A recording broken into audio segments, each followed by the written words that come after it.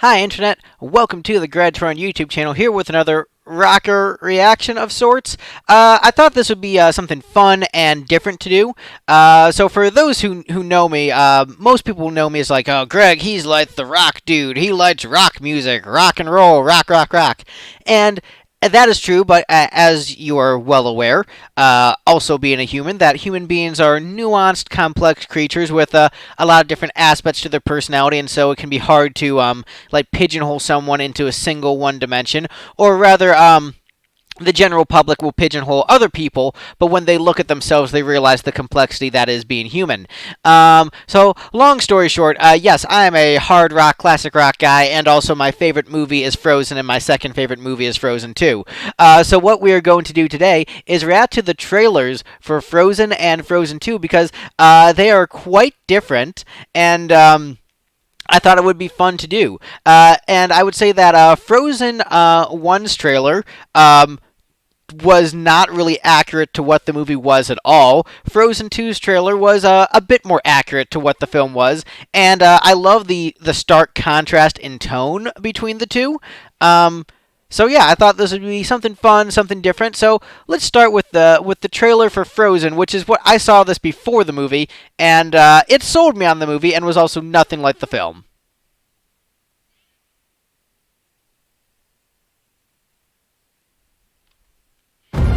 Summer in the city of Arendelle. It couldn't be warmer. It couldn't be sunnier. But that's about to change. Forever. Arendelle. It's completely frozen. Cold, cold, cold, cold, cold, cold, cold, cold, cold, cold, cold, cold, cold. A real howler in July, yeah? The land's covered in eternal snow. Really? If we don't do something soon, we'll all freeze to death. You want to talk about a problem? I sell ice for a living. Ooh, that's a rough business to be in right now. I mean, that is really... that's unfortunate. My lady. Whoa, whoa. This is awkward. Not you're awkward, but just because I'm awkward. You're gorgeous. Wait, what? Hi, everyone. I'm Olaf.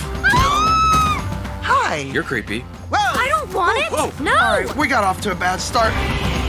I know how to stop this winter. Hang on. I like fast. Whoa, whoa, whoa, whoa, whoa, whoa. Get your feet down. This is fresh lacquer. Seriously, were you raised in a barn? Let's go bring back summer! Man, am I out of shape. Wolves. Stop! Whoa. Whoa! Are you okay? I've got a thick skull. I don't have a skull. Oh, woo! Head rush. So cute. It's like a little baby unicorn. Now we just have to survive this blizzard! That's no blizzard. Sultry. That's my sister. That would have been nice to know. Heads up! It is not nice to throw snow, people. Whoa, whoa, whoa, whoa, feisty pants. Just let the snowman be. I'm calm. Great. Oh, come on. Olaf, you're melting. Some people are worth melting for. You're just maybe not right this second. Come on, buddy, faster. No! Olaf! Hang in there, guys! Whoa! I can't feel my legs! I can't feel my legs! Those are my legs. Oh, hey, do me a favor, grab my butt. Oh, that feels better. Yeah, so that's the trailer for the first Frozen, and what I love about it is that it's marketed more like a DreamWorks movie, where it has like the upbeat modern pop songs, even with like the millennials, whoa, so that's just like in every freaking trailer. So that is hilarious to me. And also the way that Elsa, who in many ways was the breakout character of the film, had the big song, is barely in the trailer. And so you'd hardly know she was even like a factor in the movie. And, she ends up becoming like the big star, the one that's in all the marketing materials later. But like you barely see her in this. Also, this trailer doesn't let you know that it's a musical, and so ironically, this film became known for like those big iconic songs. And the trailer, I think Disney were afraid of musicals at this point because they thought they were out of vogue, out of fashion, and so they're just like, maybe we'll just trick people into seeing it, and they'll just think it's a fun, lighthearted comedy. And the thing is, Frozen actually does work as a comedy. It's actually a very, very strong comedic film. The comedy in the film is really excellent. But sort of the big appeal of the film is also just the incredible drama and heart that it has.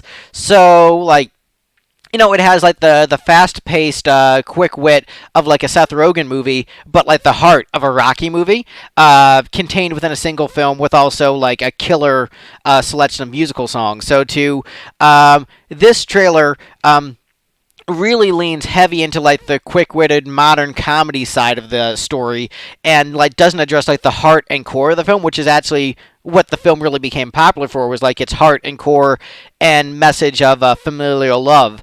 And so it is so interesting seeing this trailer, and also the way that it sets it up as like sort of implying that maybe Hans is going to be going on the adventure with him. Like, who's going to save the day? Is it going to be the nice guy? And they show scenes of Hans, or the ice guy with Kristoff. And so you're thinking that it's just going to be like this screwball comedy with these four heroes, but ironically, Hans does not go on the quest with them, and his role in the story is much different. So it's a really interesting trailer, and when you compare it to the finished product, you realize like how differently films are marketed from what they actually are. Especially in this case, like it gives a very different impression of the film than what is ultimately the finished product. Where I think this makes the film come off as much lighter than it actually is. So it's actually a really just fascinating trailer in that respect. And now let's check out the trailer for Frozen 2. So let's shift gears, shall we?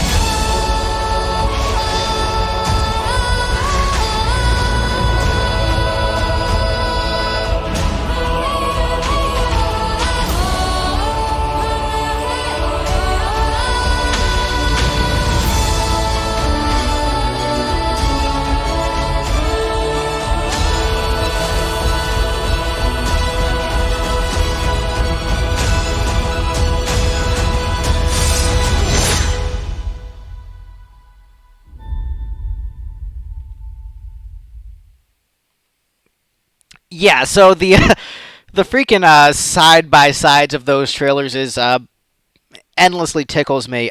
So that is actually much more indicative of the film that you got with Frozen 2, where it is much darker than the first one. A lot of people complained that it was too dark, but it really it does serve well as a follow up to the previous film. Like they pair together very nicely. The characters remain consistent in their motivations and personalities. Like, it doesn't feel like there's a disconnect in how they're acting. Like, it feels very true to the characters. But